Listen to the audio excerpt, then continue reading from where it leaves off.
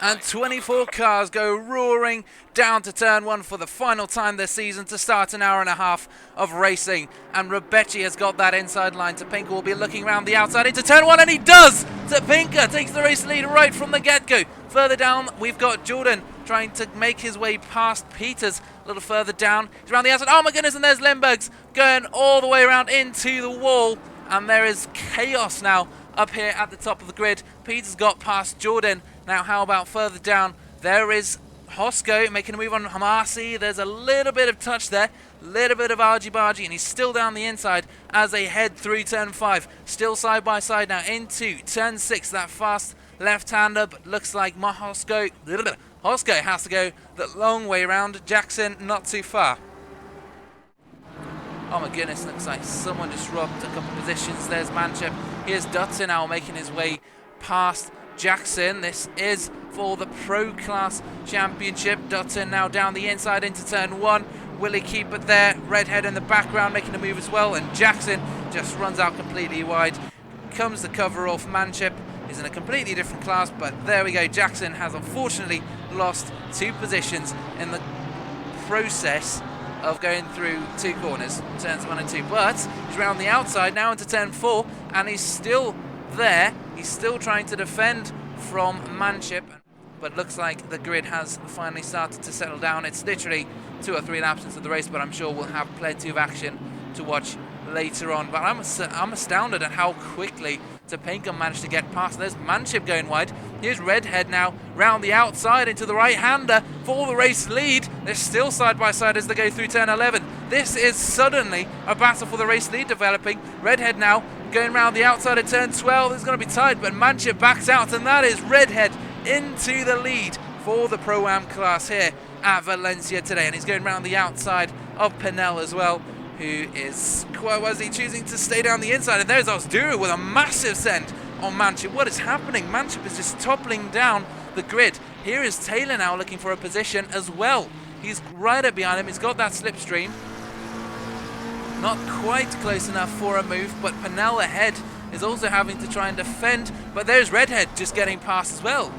Brilliant move from Redhead past Pinel now for a couple of positions. And there is Elford trying to defend from Huben, and Limburg's also trying to make some progress up the field. This is now right in the mid-pack. We've got, oh my goodness, and that is Curtis, and Limburg's tangling yet again, and Curtis sent into the gravel of plenty to watch. And there's Pirinen just coming past. Pirinen absolutely flying up the grid, currently P4 after starting dead last, so it's worked out pretty well for him so far. Security, or just to try and get past and make some positions in this final race, get those last couple points. And Huben has gone wide, a little bit slidey. The BMW now down the inside. Limburg's also there, almost 3 wide as they head into turn 10 and then turn 11. Limburg still down the inside, and Fox cannot do anything. He has to let the Pro pass. It's just off of Huben as well, down the inside into turn 4. Easy move for the Pro, and he'll be trying to go on a massive recovery run for this race because he got tapped out right at the start. And no one has gone into the pits yet, which is a relief. Here's Huber now coming down the inside of turn 1. He's fighting back, and Limburg has to concede the position to the GTR. Fox also potentially his nose down the inside into turn 2. Not quite there. He had his nose there, but not quite close enough. Curtis down the inside of Pirinen in turn 2, and looks like he's got that move done as well. Pirinen going wide on the exit and conceding that position. So here's Pinel into the left-hander, and under the exit, Taylor just has a massive run through the kink. Turn 7 into turn 8, massive dive bomb from Taylor, and he gets it stopped. Stunning overtake from the driver in the McLaren. Wow, what a move. Brookcroft also has Malott to worry about. Tyler not too far behind too. So this is a 4-way battle for P21. Here we go, Malott down the inside of Brookcroft. Oh my goodness, and they touch, and Malott goes straight on into the gravel, and Malott has probably completely totaled his car. Has he hit the barriers though, is my main question. Doesn't look like it, but his right indicator is on. And Pirinen suddenly drops. Pirinen now on the side of the road coming out. What's happened to him as he hit the wall? Oh my goodness, and that Ferrari is looking a little lopsided, like it might have had a little too many drinks already. You're only supposed to celebrate the end of the season after the final race there. All close together, but here's Limburg's flying up the field once more, down the inside of Alfred, down into turn 4. There's a little touch there, but not too malicious. Down into the final corner, and Alfred just concedes the position. But here's Tyler now down the inside of Rucroft. Oh my goodness, down into turn 14. And, oh, yeah, it looked like Malott was trying to get involved. That's Rucroft wide. Here's Malott down the inside. And in the course of just one corner, Rucroft has lost 2 positions. So the man who's currently in a tie for the AM Class Championship is struggling. Here's Malott down the inside of Dutton into turn 1. Dutton has to back out. Rucroft gets back in there. Will he have his nose down the inside for turn 2? Yes, there it is. Under braking, he pulls ahead. Late braking there, dives for the apex, and that is Rucroft back up past Tyler. Now as someone's interfered, Malott now looking to make quick work of Christoph, and he does in the karate fashion and goes back for a second chop and a third one. Oh my goodness. Malott and Christoph colliding. Looks like we have some competition here between Red. Oh my goodness, and Redhead has just gone round. Oh my goodness, watch out for the traffic. It's right on the exit curb. Here's Taylor, he comes by. Here's Limburg's. Oh my goodness, and Redhead just drops down. What has happened? We need a replay of that right now. Redhead looks to have a fairly decent exit, and he's got some speed on Jackson. It's going to be in a collision here. Yeah, look at him closing that gap. Then down into turn 1, has a look. Jackson doesn't see it, and boom. Fortunately, Jackson isn't involved or spun out, and Ozduru, some great reflexes there. Just getting out the way. Limburg's rapidly closing on his brothers and sisters in the Pro Class. He moves out for an overtake into turn 1 under braking. Who's going to have it? Limburg's has priority in the corner. Taylor gives him the space, and Limburg's is straight up past him, but here's Redhead now looking for a position himself down the inside into turn 2, and Taylor has gone wide yet again, and Redhead retakes a position. Redhead retakes P2. So that slipstream not quite working as well for him. Down into turn 3 though. That is Jordan's chance. Here we go down the inside for P3. Turn 2 P3, and that is now Jordan up into the final podium position. Oh, and Peters has had a rough exit into turn 12. Lavagnos keeps the pressure on, and that is Peters into the gravel, and Lavagnos has to swing out wide, but manages to keep it clean and take P4. Peters drops from P3 all the way down to P5, and just manages to squeeze past Christoph. Just keep putting in consistent laps, and there we go. Fox just got overtaken by Rucroft. I suspect it was a wide run. Oh my goodness, and there's Limburg spinning out again. No! Oh my goodness, we've got 2 incidents. Slightly dodgy exit. Rucroft, of course, looking to improve. Oh my goodness, and Fox just goes wide. Wide into turn 12, and then wide through the rest of the corner. But it's still 0.3 seconds between them. And Curtis now down the inside of Taylor. Again, interclass racing, the Mustang on the McLaren down into turn 2, though Taylor has a little bit more momentum. Hopefully not a similar incident. This is close to where they had that occurrence. Down the inside into turn 8, full send from the Lamborghini, and he takes no rubbish from Manship this time, straight up into P10. Jackson and Marcy have also got 0.2 seconds between them. In fact, Marcy has just gone wide, and there's Jackson opportunity down into turn 3, and Marcy drops a position. Jackson up into P7 in the blink of an eye. Marcy is now only 0.1 seconds off of Jackson. Jackson decides to go defensive. Here's Marcy, he's got more speed down into turn 1.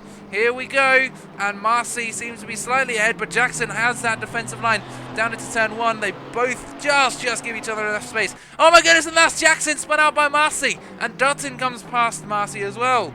Oh my goodness. was looking a bit sneaky there for Dutton, and Dutton under pressure from Marcy. He just seems a bit slow through those corners. Now through turn 7, and this is Marcy's opportunity. Down into turn 8, the almost undefendable corner from a huge send, and they're still side by side, but ultimately Dutton has a conceded position. Awful thing, there might be something happening there. Lavagnos though, 0.0 seconds into turn 2, and there's the move from Lavagnos on Jordan for P3. Overall out for the Pro Class. He's got that move almost sealed. Jordan trying to hang on through the kink, now down into turn 4, and under braking though, it is Lavagnos that gets past, and Lavagnos is now a podium racer. Dutton in the Porsche, Limburg's in the Lamborghini behind. Oh, wide and onto the marbles. He went very wide there, didn't he? Car 12 and car 80. Oh my goodness, spin. Oh, watch out. And straight into the path of the BMW. Oh, that must have hurt. So down into turn 1. There's Christoph down the inside. Oh my goodness, and that's what started a little bit of the chaos. Now Rebecci can't rely on the slipstream anymore. Oh my goodness, and that is Christoph getting in the way. Marcy right up behind Manship now. Oh my goodness, Christoph out of nowhere just holding these guys up, and there's Marcy, a move down the inside into turn 14, and that little incident with Christoph has allowed Marcy past. So there's the BMW down the inside of Marcy and the Aston Martin. Just a little tap. Oh, and they just managed to keep control of their cars. Here's Limburg's. There's, just a little tap from behind, and that's just boosted Fox forward. Fortunately, he didn't take out anyone with him. Oh my goodness, and there's Marcy going for an adventurous move down the inside into turn 8. Again, just the dive from him, and now he's gotten ahead into the kink for turn 10 and 11, and that is Marcy up into P8. Wow, what an opportunistic move. 30 seconds. Here's Marcy. Jordan, massive dive once again down the inside, and Dutton just left him that bit of space. Marcy said, oh, that looks like a me-shaped space. I'm going to take it and stick it down the inside. Have the kink, have the other kink, and there we go. So out of turn 11, into turn 12 now, under braking. See all of the track. Oh, a save on the curb of turn 12. So Topinka going slightly sideways. Here we go. There's Jackson. Marcy there. Oi, ay, ay. Here's Curtis, also 0.1 seconds off of Taylor. He's got the speed. Now down the inside into turn 1. Taylor tries to defend. He's in the middle of the track. Curtis tries taking as much of the track that is available as possible, and he does have enough to get that move done. So into turn 2, there's Limburg's, there's Curtis, and on the exit, oh, yay. Oh, so that was where we saw Curtis go flying across the gravel, and Limburg's look a bit guilty. And Jackson is once again 0.2 seconds off of Pennell, and you can see the race leaders in the background, and there's Pennell going wide. We just see Jackson trying to squeeze his way past through turn 11. Now down into turn 12. Who's going to back out here? Because neither of them can fit. Neither back out though, as Pennell goes to the curve at turn 12. And here is Jackson now round the outside into turn 14. He's putting Pennell under pressure, and Pennell must be getting slightly worried with the amount of pressure Jackson is applying. And now on the main straight, Jackson has got the slipstream.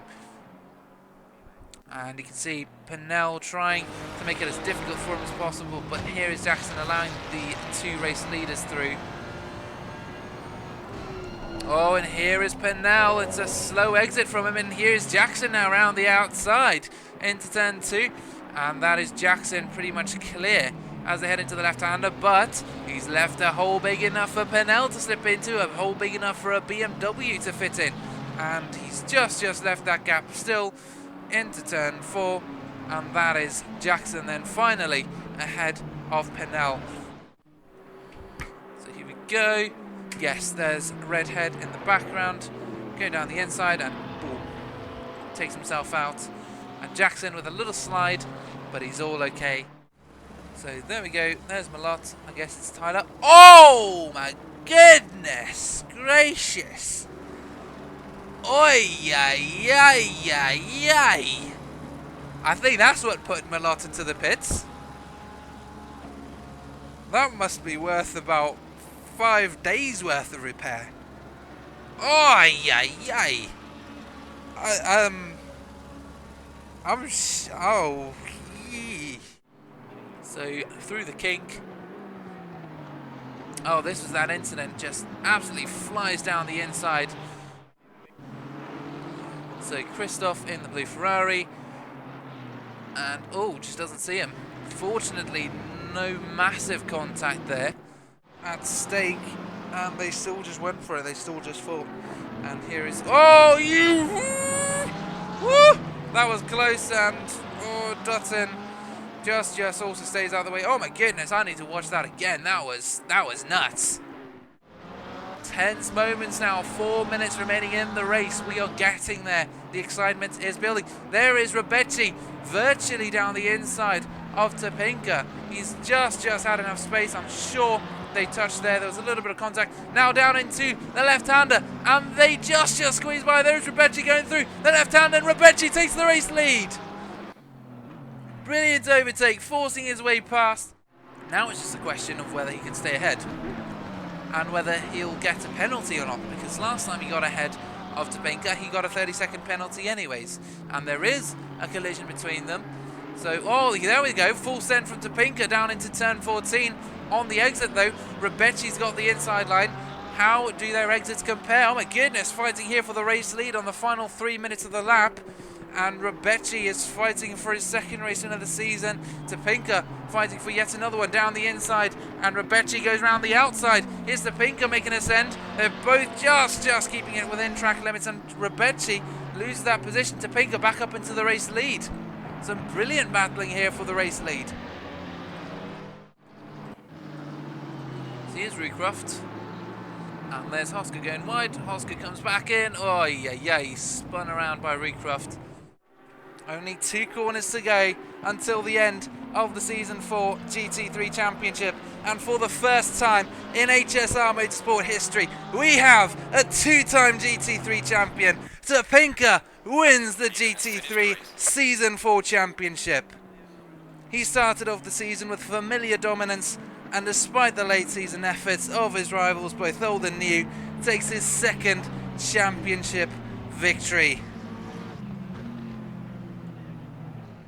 And now the rest of the grid comes past. Manchip has also come across, and Manchip is now a GT3 champion. In his first season as a Pro-Am, he has utterly dominated the field, and for the first time ever, Manchip is a GT3 champion. Manchip wins the Pro-Am Season 4 Championship, and as Pernell comes across, he is also doing donuts because he is also a GT3 champion with 0 points heading into the final race between Rucroft and Pernell. It is Rucroft who does not manage to make the line first. Pernell wins the Season 4 Championship in the AM class.